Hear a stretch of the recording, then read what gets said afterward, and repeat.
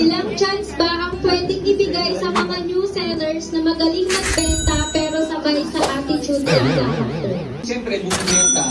Siyempre may point ka na pag nibenta yung sellers mo, medyo umakyat yung low mo din, di ba?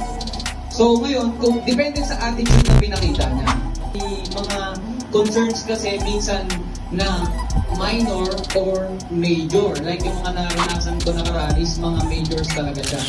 So, lalo na may involved na pera, no? Pero kung as long as yung mga concerns na yun is kaya mo siyang ma-handle, pangalawa kaya mong ma-solve, is hindi mo siya basta-basta i-let go.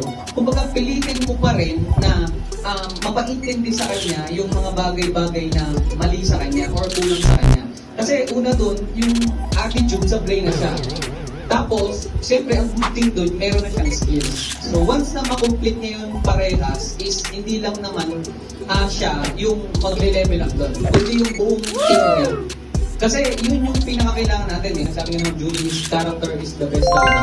So, yun nga, character is, sabi nga, 80% talaga yung character. Kung ngayon, hindi ka pa masyadong bumibenta talaga, pero mas maganda dito na i-build up mo muna yung character mo, pero sinasabayan mo pa rin yung pagbibenta.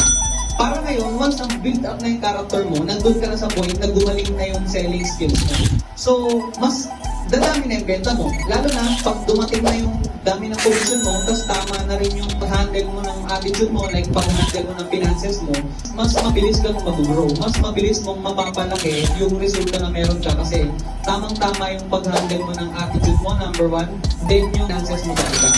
Pangatlo, syempre, yung health mo. Kasi hindi mo pwedeng pagsabay-sabay siya. Minsan kailangan isa-isa pa rin talaga eh. Kasi pag pinagsabay mo siya, magugulong ka, may iwanan mo. So mas maganda, maintain pa rin.